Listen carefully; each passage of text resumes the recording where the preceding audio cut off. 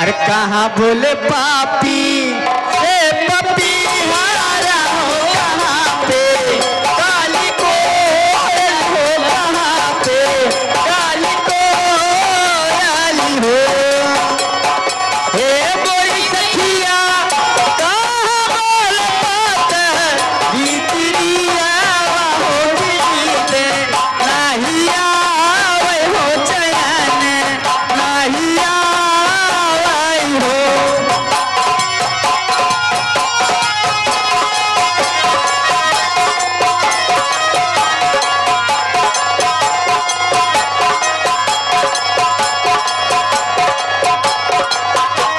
कहाँ बोले पापी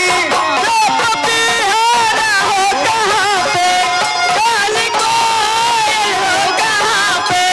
काली कोयल हो हे बोली सखिया कहाँ बोल पाता बीतरिया हो बीते नहीं आवे हो चैन नहीं आवे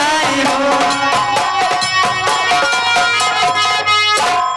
का भर अरे बोली रनिया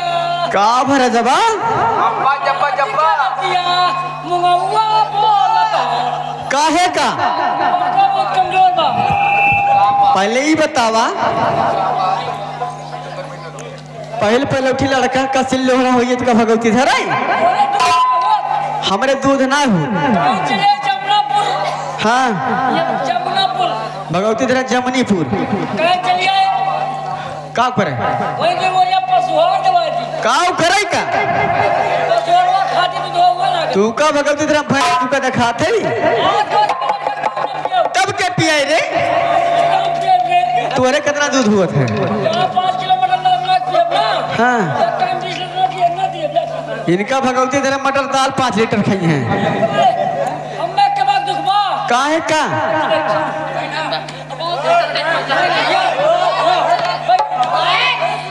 भैया बहुत कमजोर बा अब्बा जब्बा भैया के जब्बा पास ना बा तब का होगा हमें एक के बाद दुखबा तो तू का ये के में छुनिए बा अरे भूवरी भूवरी बारवा होरी लवा के भूवरी भूवरी बारवा होरी लवा के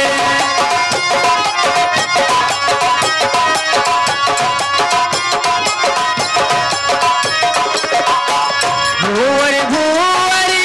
बारवा होरी लवा के भूवरी भूवरी बारवा होरी लवा के भूवरी भूवरी भूवरी भूवरी बारवा होरी लवा के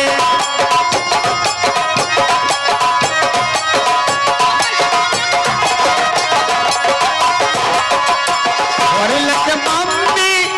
महलों की रानी वरल के मम्मी पापा पापा पापा हवे रंगी बाजबा होरी लगा के पापा हवे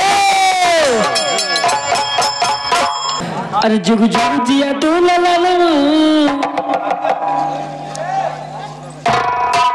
अरे जुग जुग जिया तू ला ला नावा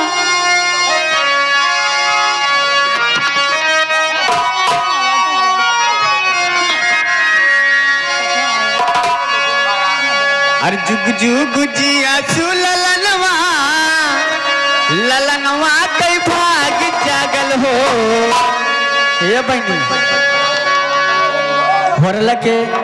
मम्मी के लड़का हुआ अरे जुग जुग जिया सुललनवा अरे ललनवा कई भाग जागल हो ललना लाल हुई है फुलवा के दीप के मनवा में आँख लागल हो